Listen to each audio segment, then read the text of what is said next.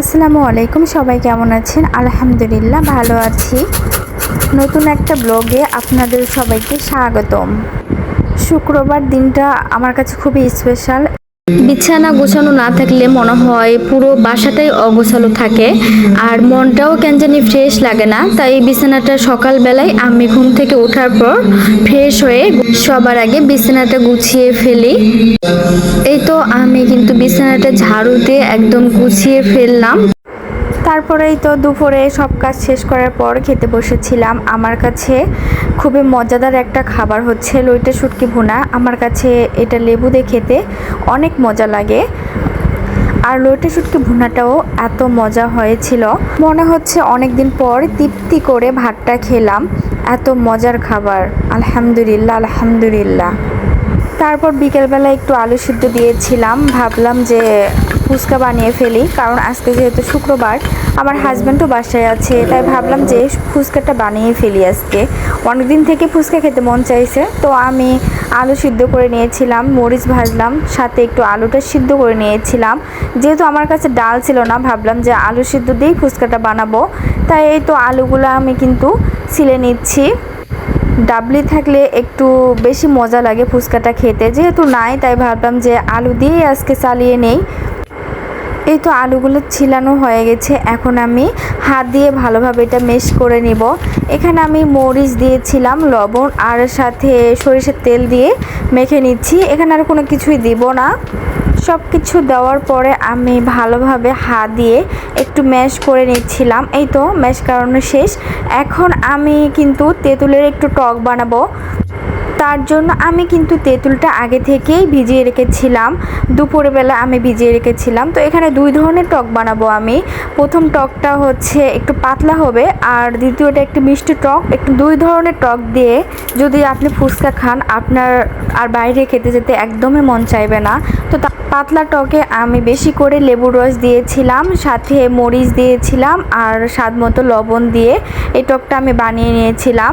আর মিষ্টি টকে আমি চিনি দিয়েছিলাম 3 চামচের মতো। তো আপনারা আপনাদের পরিমাণ মতো মিষ্টিটা দিবেন। সাথে ভেজে রাখা শুকনো মরিচ আর হচ্ছে মরিচের গুঁড়া ব্যবহার করবেন, লাল মরিচের গুঁড়া। তারপরে ভালোভাবে হাতে মিশিয়ে নেবেন। তারপরে আমি ব্যবহার করব কাঁচা মরিচ। এটা দিলে আরও মজা লাগে, একটা ফ্লেভার হয় আর খেতেও ভালো লাগে। তো দুইটাতেই আমি কিন্তু কাঁচা মরিচ ব্যবহার করেছিলাম, পাতলা টক এবং মিষ্টি টক দুইটাতেই। তো এই তো আমি কিন্তু টকগুলা ভালোভাবে হাত দিয়ে ম্যাশ করে নিচ্ছি। এটা হচ্ছে মিষ্টি টক, এটাই সবথেকে বেশি মজা লাগে ফুচকা দিয়ে খেতে। তো এরপর আমি পেঁয়াজ কিছু কেটে নিচ্ছিলাম ফুচকা দিয়ে খাওয়ার জন্য। এই তো পেঁয়াজগুলো কেটে নিচ্ছি।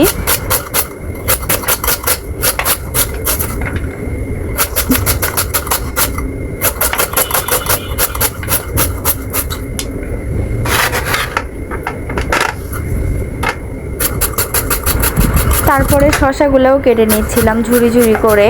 একটু ঝুরি করে কাটলেই আমার কাছে খুবই মজা লাগে, যত ঝুরি করবেন তত ভালো লাগবে খেতে।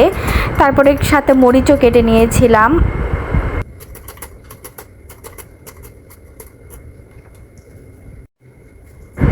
এই তো শসা কাটানো শেষ। তারপরে আমি ডিমের একটু খোসা ছাড়িয়ে নিচ্ছিলাম।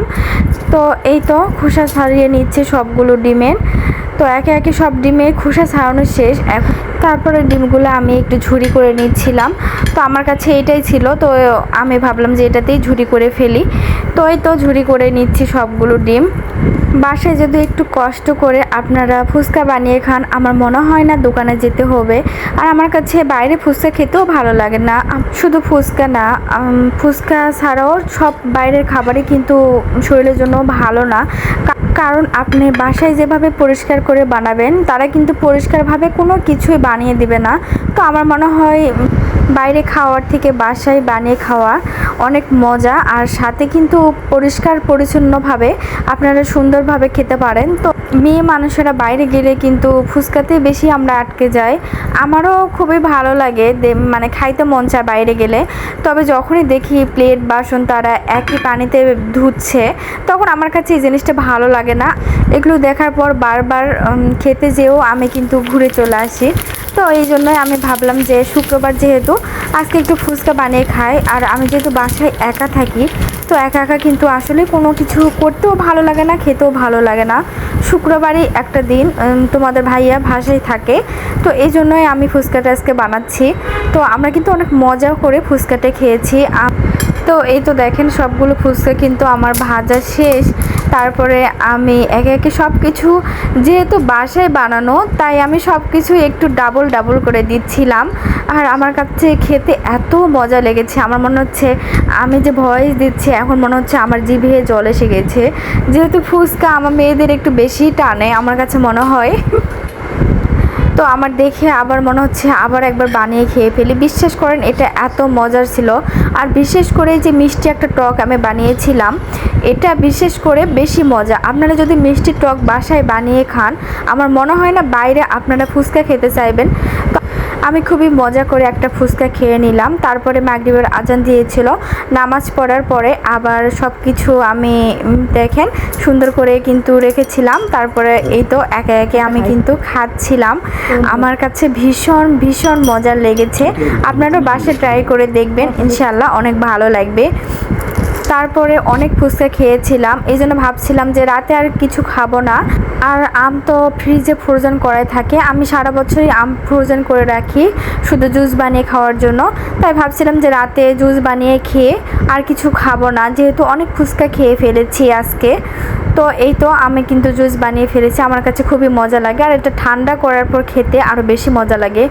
তারপর রাতে কেন জানি ভালো লাগছিল না, ভাবছিলাম যে অনেক দিন থেকে মুড়ি আর চা খাইনি, তো সেটাই আমি বানিয়ে খাচ্ছিলাম, সাথে একটা নাটক দেখছিলাম। তো আমার কাছে নাটকটা ভালো লেগেছে। আজকের ভিডিওটি এই পর্যন্তই, ভালো থাকবেন, আল্লাহ হাফেজ।